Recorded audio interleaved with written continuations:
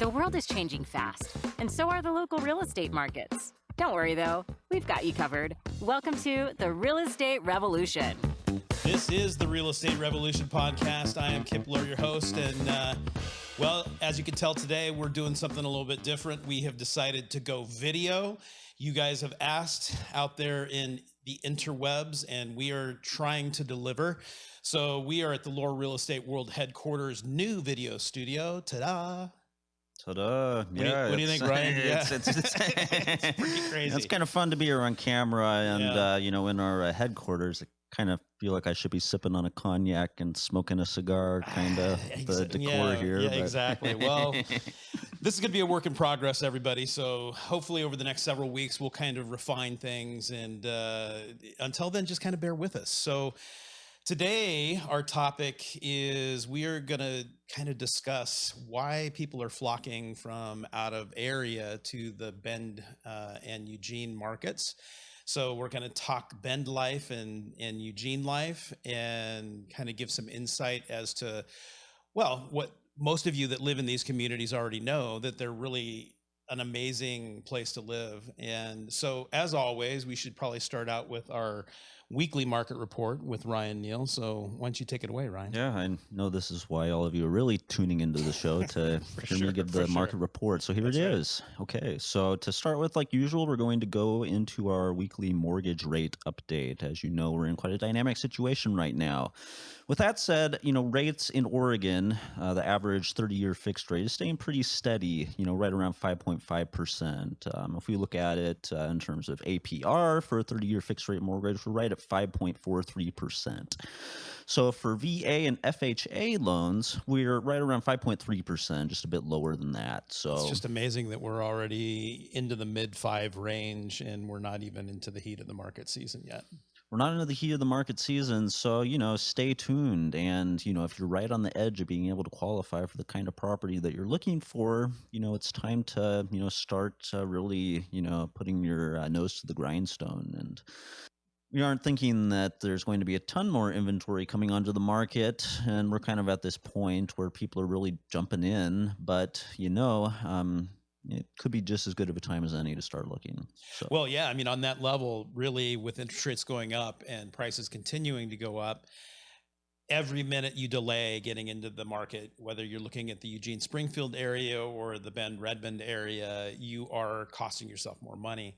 And through the rest of this year, and we've been preaching this for the last several months on the podcast, but with interest rates, it's just created more earnestness. And so what are we looking at as far as the numbers in the Bend Redmond area this week? Yeah, so let's look at the numbers for the past week. So in the Bend Redmond area, basically in Bend, we've been seeing activity shift toward the lower portion of the market. So last week's new listings had a median ask price of just $699,000. And if you haven't been paying too much attention to Bend's market, that probably seems really high, but it's actually lower than, the kind of seller activity that we've been seeing, where we were definitely getting closer to the 800,000 range. So there's stuff hitting the market that's a little less expensive, and it might be tempting to think that, hey, prices are dropping in Bend, but we don't really think that's the case. It's more just the kind of inventory that's hitting the market is more weighted toward that lower end. So if you're shopping in that range, that's, that's good news, but we can't exactly unfurl the banner that, hey, prices are dropping. We're not really seeing that yet necessarily. Right. And so for folks that don't understand median home prices, you've got an equal middle point between the equal number of sales above that number, equal a number of sales below that number. So we really can see no tracking of a decline or even slowdown in the increase of prices so far, just based on the median home price coming down a bit this week. Yeah, and, over the past month or so, we've been seeing some steady inventory increases in Bend, but, that's really after we were at record lows, even compared to last year when inventory was incredibly low. We were even lower this year in the kind of mid to late winter season. So more inventory started to come on the market, but last week we did see a bit of a drop. We saw the market get a little bit tighter. Buyer activity basically is still more than seller activity. There are more pending sales than there were new listings. So, that's definitely going to be a factor, which is going to contribute to prices not declining much, if at all. Right. So in Redmond, we're pretty much looking at the same situation, more or less, we're seeing in Bend. So buyer activity in Redmond was significantly higher than seller activity. We had 30 pending sales compared to just 20 new listings. And where we are with inventory in Redmond is right around 90 properties. So a little more than in Bend. That's something like 3/4 of a month's worth of inventory, which is still super low, but it's more than in Bend. We're at about 2/3 of a month. So Eugene and Springfield. Last week when I gave my market update, we saw a huge leap in sale prices in Eugene, where we were at, I think it was $515,000, which You're talking the median home price. I'm talking the median sale price in Eugene, and that was just an incredible leap. And when we're giving you updates on a week-to-week basis, sometimes we see these we see these big jumps or these big declines. And to put that in context, when we're looking at the week by week, we have a relatively small sample size. Right. So we can't put too much stock in those numbers, but really what we need to look more at is the kind of overall trend line that we're seeing. Right. And the trend line in Eugene has definitely not been toward prices dropping. It hasn't even been toward prices flattening.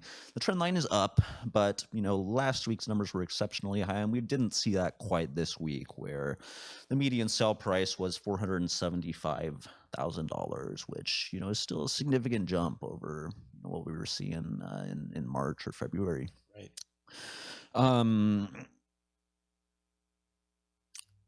But one thing that we want to be paying attention to is this question of have sale prices kind of peaked? Have things gotten as hot as they're going to get? Our interest rates, with these interest rate increases that we're seeing, are buyers going to be forced to make less aggressive offers? And is that going to, kind of impact the bottom line for sellers in, both Eugene, Springfield, and Bend, Redmond areas? And it's kind of TBD. We just don't have enough data yet. Yeah, that's right. But we're going to be keeping track of this stuff. So keep tuning in.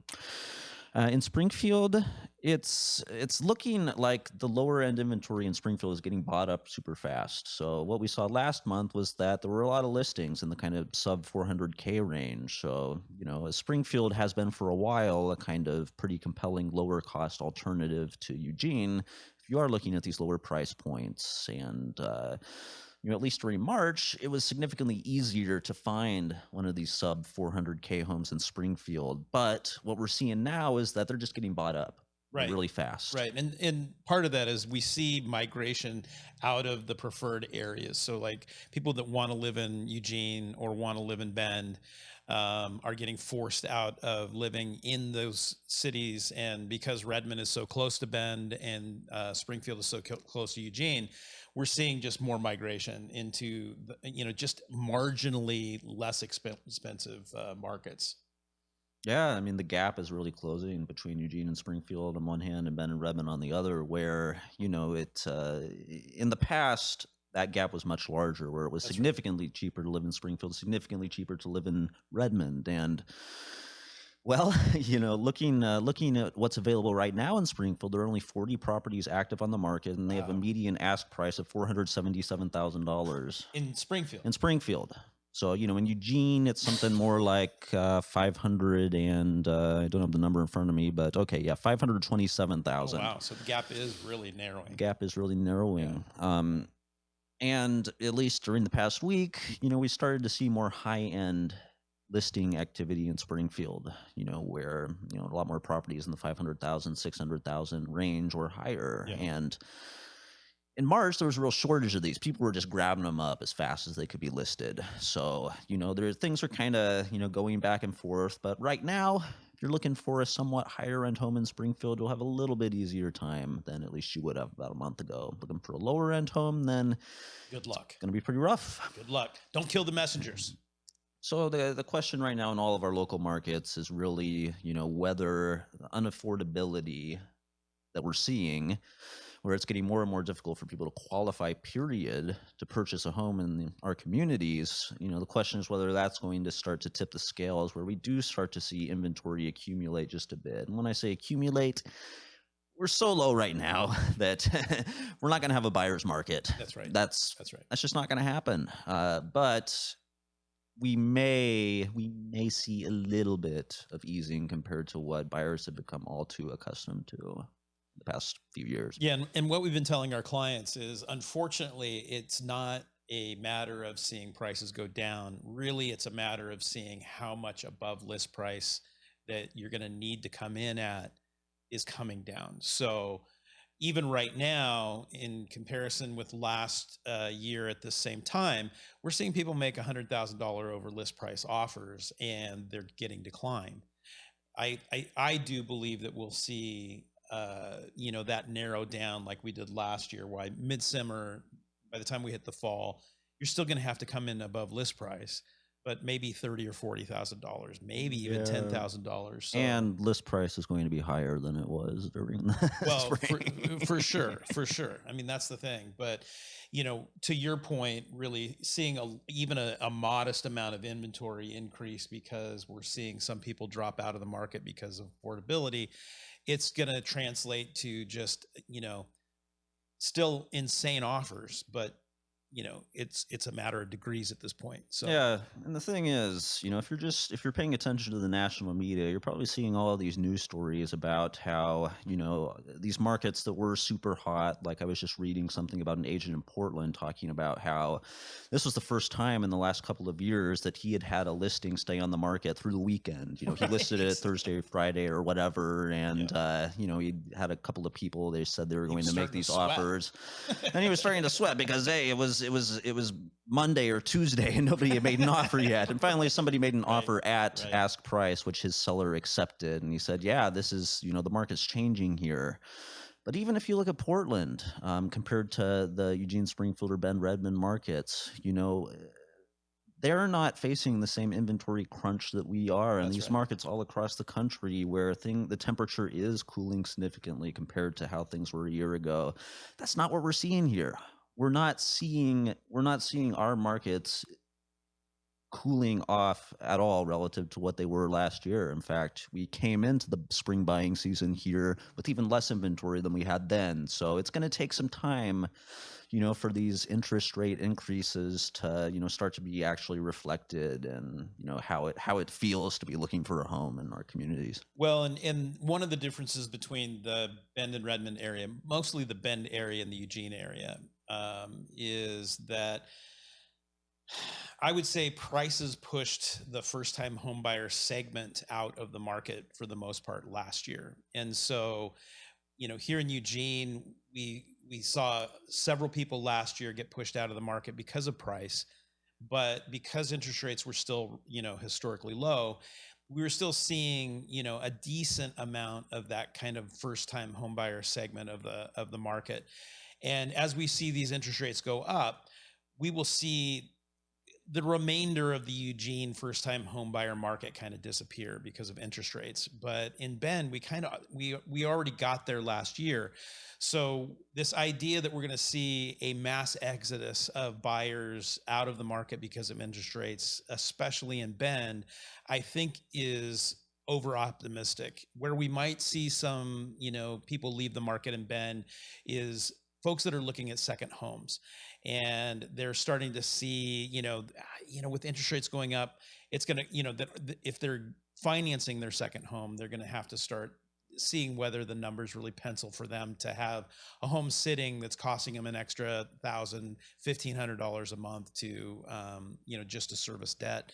But that's the people buying second homes in the Bend and Redmond area. It's still not a large enough segment of the buyer pool to really send a meaningful amount of inventory increase to the Bend area. And so here in Eugene, Eugene, Springfield, we might see some of that interest rate suppressing buyer activity, which, relates to, an increase in inventory. I just don't see that happening in Bend. Yeah, well, we will continue to monitor the situation. We'll bring you the numbers on a weekly basis. Our markets are very dynamic. Our economy is very dynamic. The geopolitical situation is very dynamic. Yes. So, there's going to be some wiggle room in whatever happens. We don't have a crystal ball, but we're just calling it like we see it, and we'll continue to do that. Yeah. So, any other numbers before we move on to the next portion of the show? That's about all I got for this week. All right. Well, we're going to take a little break. And when we come back, we're going to kind of dive into the Bend life, the Eugene life. Why are people from all over the country coming into this area and, and becoming a big part of the inventory crunch problem? So we'll be right back. Welcome back to the Real Estate Revolution podcast. I'm Kip Lohr, your host with Lohr Real Estate. We have Ryan Neal in the studio today, and we're recording video.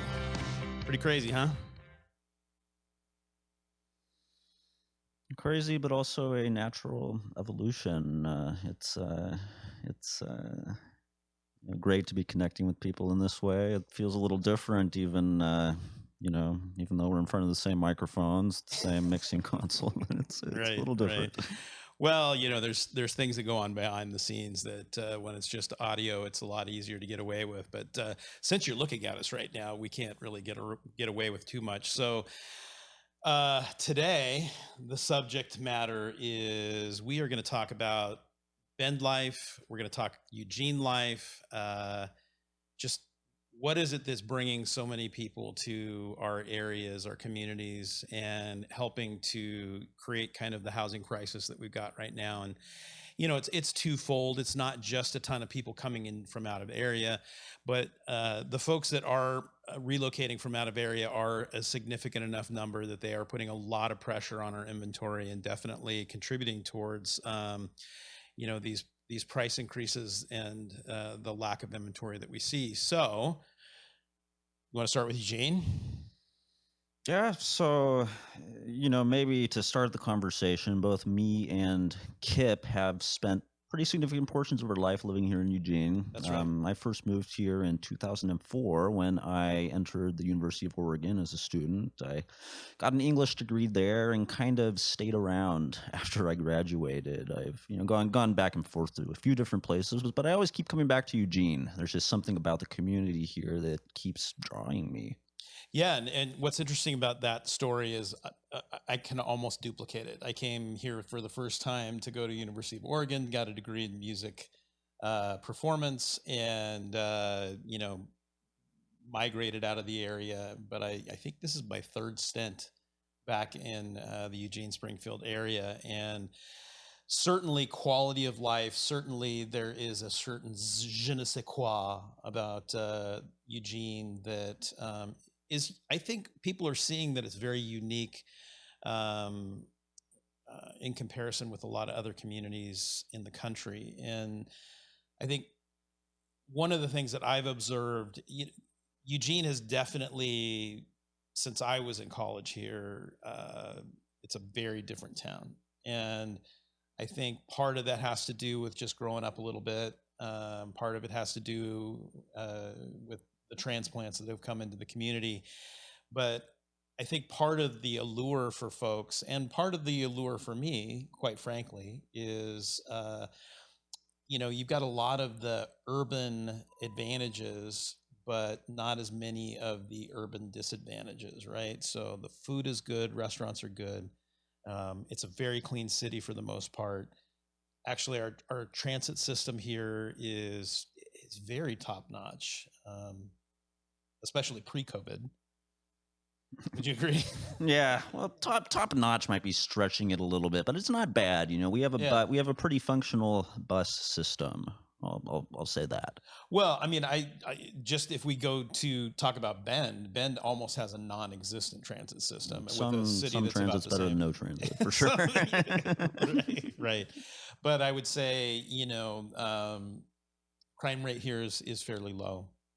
And it's beautiful. I mean, especially this time of year, right? The flowers are blooming, the bees are starting to buzz, and Well, we're right in the midst of, Eugene's most bipolar kind of season, where just about a week and a half ago we had an 80-degree day, and then the next weekend it proceeded to snow, That's and right. we've had rain pretty much nonstop ever since then. Which, I want to feel bummed out about the rain, but I don't let myself feel too bummed out about it because we need the moisture, We and the do. We do. more rain we get, the less likely we are to have significant wildfires. That's right. Late in the summer, Yeah. like Yeah. For we've had both some of here those and the the past couple of Bend years. Redmond Yeah. area. That's for sure. Yeah. And I think one of the things very unique about our community is we have this balance. Eugene was an old mill town. And so we've got plenty of folks that are very, very, third, fourth, fifth, sixth, seventh generation Oregonians that have grown up here and trend towards, being a little more conservative. And and then Ken Kesey rolled into town in the 60s. And the University of Oregon really started to grow and become kind of a national spot for people to come and go to university. And so there was kind of this balancing flavor of a little bit of more of a progressive vibe and little hippie vibe. Yeah, yeah. Oregon, Eugene definitely started to get an injection of the counterculture in the late '60s, and actually, Yeah, Ken Kesey was born in Springfield, is that so right? that's kind Yeah, of the connection there. And yeah. the Springfield Creamery was started, I believe, in the late '60s or it may have been in the early '70s by Ken Kesey's sister. I may be mixing some of the details up, but the Springfield Creamery is now Forgive us known if he as is. Nancy's Yogurt, which you'll see in stores definitely around here. And I'm not sure how, to what far-flung regions Nancy's Yogurt has reached, but Yeah, it's definitely a well-known brand in the community here. yeah, for sure. And so we've got kind of this, in some respects, a bipolar community of conservative and progressive folks. But one of the things I have a lot of deep pride in our community is that I feel like, particularly in the times that we live in now, that division becomes very vitriolic.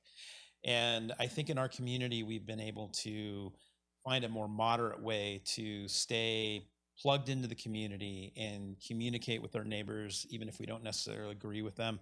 We can agree that we love our ducks. We can agree that we love our city and we love the state of Oregon and we want to keep our water clean and our air clean. And so there's a lot of common ground that I think people here, regardless of where they're at on the political spectrum, we come together, to be Eugene city dwellers, to be Oregonians, and to really enjoy this area. And I think folks from out of area can kind of get a sense of that. And we're seeing a lot of like political migration throughout the country. And so there's a lot of folks that are relocating to the Eugene area that I think are looking for a little more balance in and more communication between the different ideologies. And I think that's very unique to Eugene. I think a word that I would use to describe Eugene is unpretentious. Right. There's people people can kind of be themselves here. There's not this sense of a dominant culture. And if you look at the Right. image, the popular image of Eugene, where it's this kind of hippie haven, there's tie-dye and clouds of marijuana smoke rising from every street corner in town. You can definitely encounter, bits and pieces of that, Right. but it's not like that's the dominant culture That's here. right. We really are this kind of melting pot where all sorts of different folks have come here for all sorts of different reasons. Yeah. And, like Kip is mentioning, there are these kind of these families who have been in the area for generations. We also have a lot of newcomers, coming in from California. And kind of contrary to popular belief, we do not all dislike Californians. We Right. don't all. And they're not all horrible human beings that are ruining our city. No, They're bringing some, I think, some great injection of some, new, fresh yeah. Yeah, and vibes. I'll venture to say here, to make a Uh-oh. generalization, but migration is a fact of life.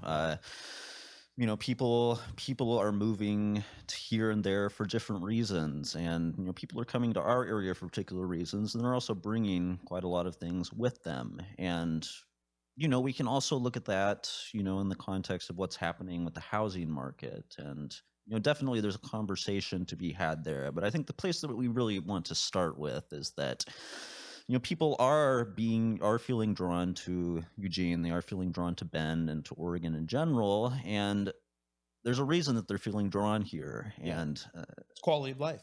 quality of life. Yeah. Yeah. It's a connection. It's a wonderful access to nature that we have here. Yes. The culture that we're talking about. There are a lot of different reasons for it. Yeah. And so a brief rundown is, Eugene is strategically located within an hour and 20-minute drive to the east to get into the mountains to hike. It's a hour drive to get to the coast and be able to get your feet in the sand. And we're only a couple hours south of the largest city here in Oregon, which is Portland. So, Eugene is big enough that for the most part, we have all of the cultural pieces where you don't really need to go to Portland to go catch a ballet performance, or we have our own symphony here in Eugene, the Eugene Symphony, and they're very, very good. And the music scene is vibrant here. I think due to the University of Oregon's music school. So there's a lot of young musicians that are studying there and playing locally here. And as I mentioned before, the food is actually, very, very good, diverse amount of different cultural representations here that are very good quality. And food cart pod scene in Oregon in general, I think Portland kind of, brought it to the national attention, but Eugene and both Eugene and Bend have a decent selection of food cart courts and good quality food cart food. And particularly here in the age of COVID, it's nice to be able to have some of that outdoor seating. And some of the venues are, almost 4 seasons. So what am I missing? Well, so a few years back, the city of Eugene came up with the advertising slogan, "The world's greatest city for the arts and outdoors." And let's face it, they kind of overshot the mark there. maybe just a little bit. A little. I think within a year or two, that was amended to a great city for the arts and outdoors. Yes. So let's start there. So Eugene is a great city for the arts and outdoors, right. And talking about different cultural opportunities. I mean, the Holt Center here brings in a number of world-class performers. Coming through every month, ballet, orchestra, plenty of different art forms, performing art forms. Other than that, we kind of have to go into this kind of, we have to use words like vibe. Right. Yeah. And Eugene's definitely got a vibe. It's got a vibe. And there are different ways, definitely, to tune into that. You can, kind of go into the Whitaker neighborhood on a Friday night, go to Sam Bond's garage, order a local craft beer and drink it out of a mason jar while you're listening to a bluegrass band play on the stage at the bar, and that's definitely that's definitely a window into what makes Eugene Eugene. And on the other hand, you can, go to Autzen Stadium, you can catch a football game, you can be with 60,000. More than that? No, it's around 50. Something like that. It's one of the bigger stadiums around, not the biggest, but it's pretty big and it's pretty loud. Autzen Stadium's known for being loud, and it never rains at Autzen. By the way, right. That's the slogan that we have here. You can go there, and that's showing you something about Eugene too. It's just we have these multiple facets, and there's a real sense of community here. Yeah, there's a sense of identity around being a Eugenian, being Oregonian, without that becoming this kind of exclusive kind of thing. That's right. And kind of to dovetail into the Autzen Stadium and the Oregon Duck football team, we have a world-class track and field facility. Hayward Field at U of O was remodeled about 3 years ago, and they finally were able to start using it last year. And this year we're hosting the World Track and Field competition, for instance, which is usually reserved for much bigger metro areas than Eugene is. We host the Pac-12 track and field competitions. We had the U.S. track and field trials before the Olympics last year. So the athletic scene, Bill Bowerman and Phil Knight founded Nike together. I mean, there's just a lot of, you know, there's a lot of vibe here in Eugene. And we could probably talk for hours about Eugene and the many reasons why people are, it's on the radar for folks that are relocating here. So I'm going to make a suggestion that we segue into our other community that we represent and talk about, Bend and the Central Oregon area. What do you think? Let's do it. All right. So talking about vibe, Bend and Central Oregon have a completely different vibe.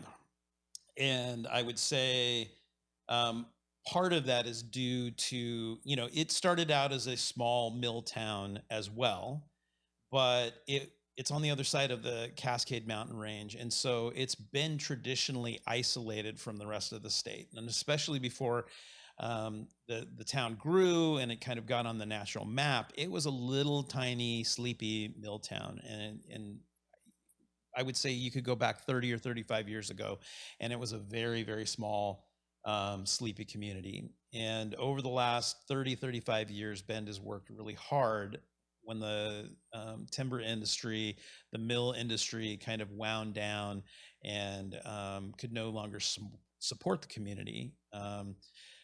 Bend decided it wanted to be the Aspen of the Northwest, and it boomed and bust several times over the last 30, 35 years.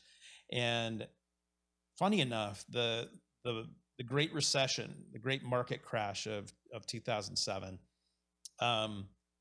actually helped facilitate and usher in the final arriving of Bend as being kind of this destination resort, kind of elevated on a national scene where you could talk about it in the same breath with Aspen or Jackson Hole or Lake Tahoe. And part of that happened because market values dropped by about 50% in Central Oregon, in Bend in particular, during the last market crash. And it became immediately affordable. And it also wiped out a lot of people. And so Bend, as it kind of rose from the ashes, was no longer a speculative market.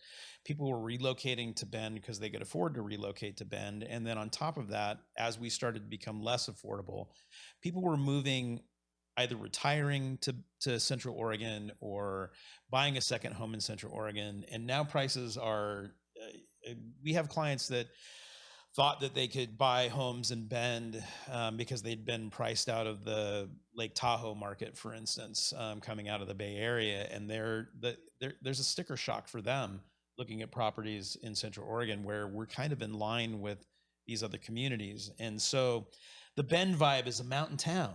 It's all about getting outside and hitting the river and hitting the trails, getting on your mountain bike. And there's a little competitive vibe with that too. Yeah, I think there's probably a higher concentration of extreme endurance athletes coming through the Bend area than perhaps For sure. anywhere else that I know of. That's right. That's right. One thing I think to note about Bend is that, you're comparing it to places like Aspen and Lake Tahoe, but Bend is also more of a city than these places, That's right. while still maintaining that same kind of, outdoor resort / vacation destination kind of vibe. Yeah, I agree with that. And so, what draws people to the Bend Redmond area are more consecutive days of sunshine, much less rain, drier air. The air just seems, crisper, sweeter to breathe over there for some reason. And here again, the food scene over there is great. I would say where Bend hasn't quite gotten, kind of in line with Eugene, Springfield areas, the cultural vibe there. There's not as many venues. The music scene there aren't as many venues that you can go see live music there. They don't have their own, symphony, or we're not getting ballet coming to Bend. The outdoor live music arena, it's now the Hayden Homes Amphitheater. When it was first built, it was sponsored by Les Schwab, which is a local tire company here in Oregon. And so I kind of have to call it the Les Schwab Amphitheater until I die. Although I got to give props to Hayden Homes for taking on the sponsorship, and it's been, they've been a great partnership for that amphitheater. It's just hard for me to make the shift in calling it something different, but it's a great venue.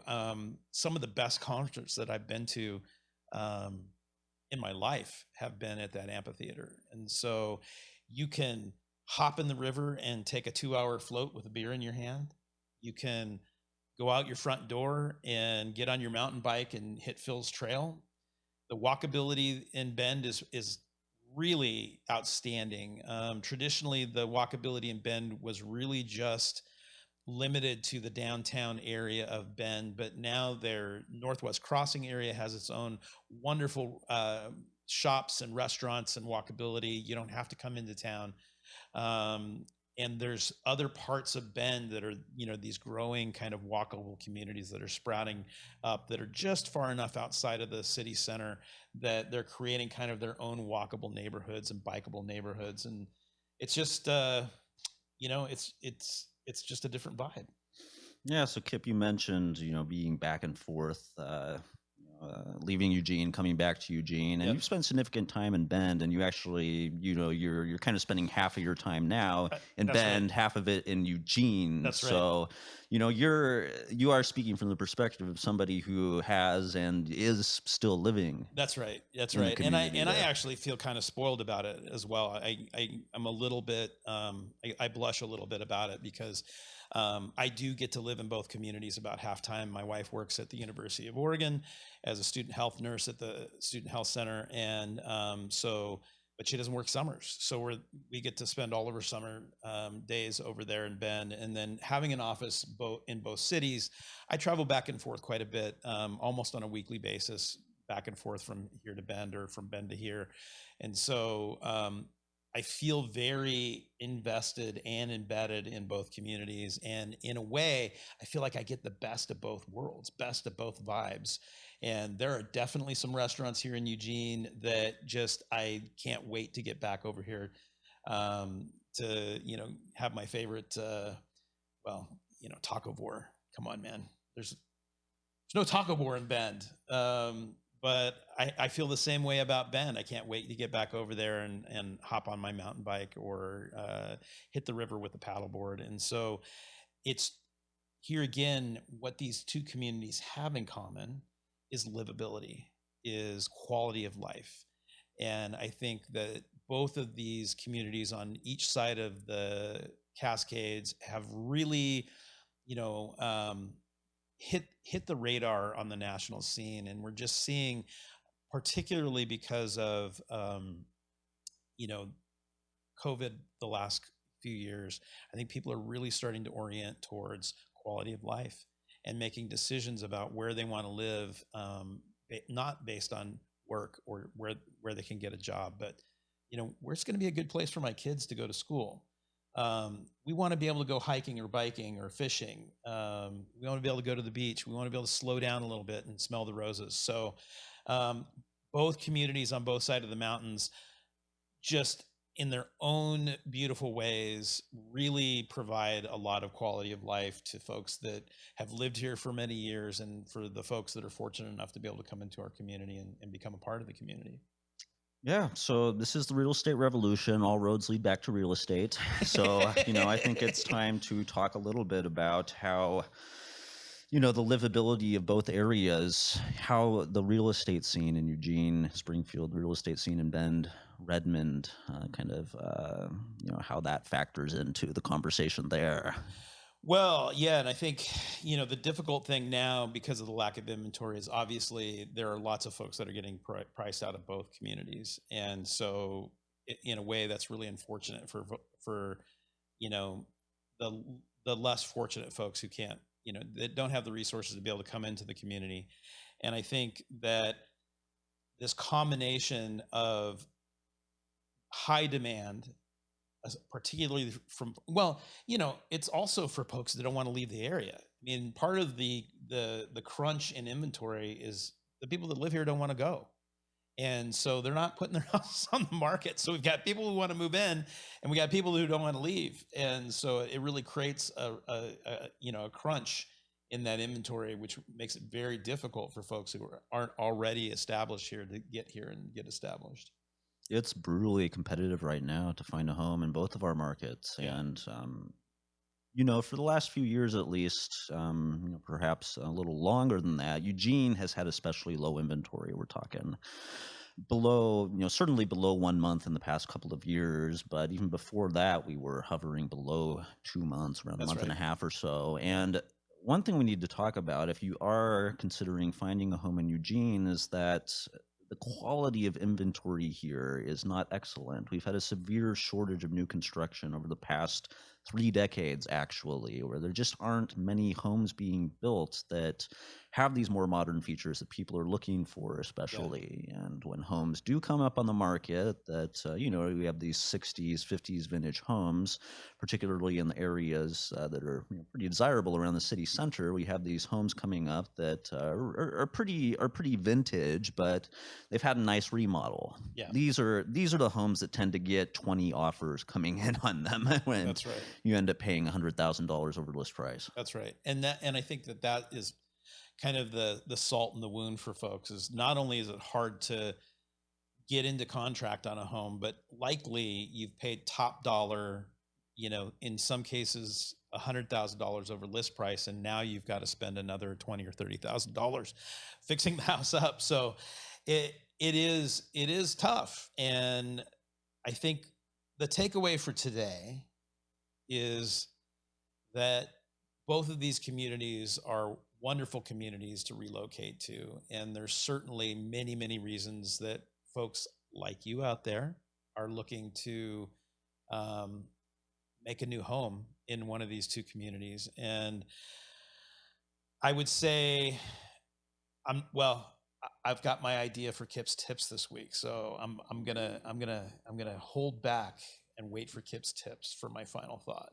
Do you have any final thoughts before we move on to the final portion of the program? Well, I think in episodes in weeks to come, we're going to go into more detail about the dynamics that are affecting our housing markets right now. So we'll have plenty of time to discuss the kind of the picture there. So I think we've had a good overview of it this week. So just kind of preparing the ground for a deeper conversation to come.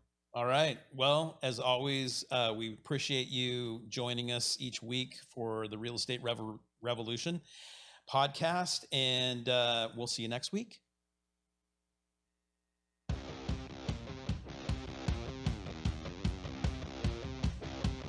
Welcome back to the Real Estate Revolution podcast. I am Kip Lohr, your host with Lohr Real Estate, and we are in the home stretch. We are in our final segment, and it is called Kip's Tips. And my tip today is carpe diem.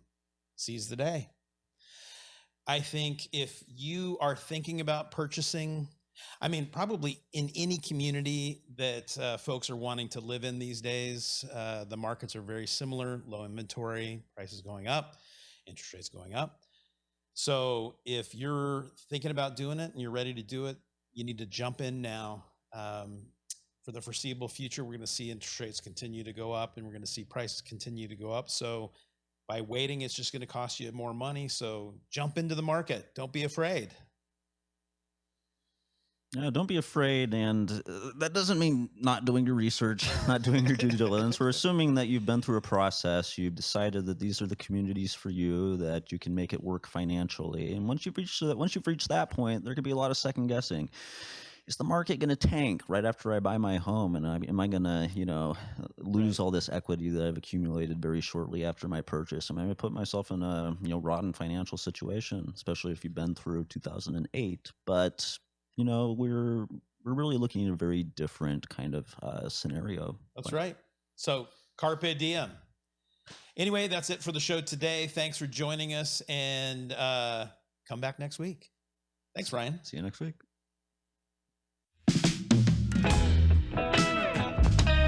Thank you for joining The Revolution. We are over and out until next week, when we'll continue to fill you in on all that matters most in our local Bend and Eugene real estate scenes. See you next time on The Real Estate Revolution.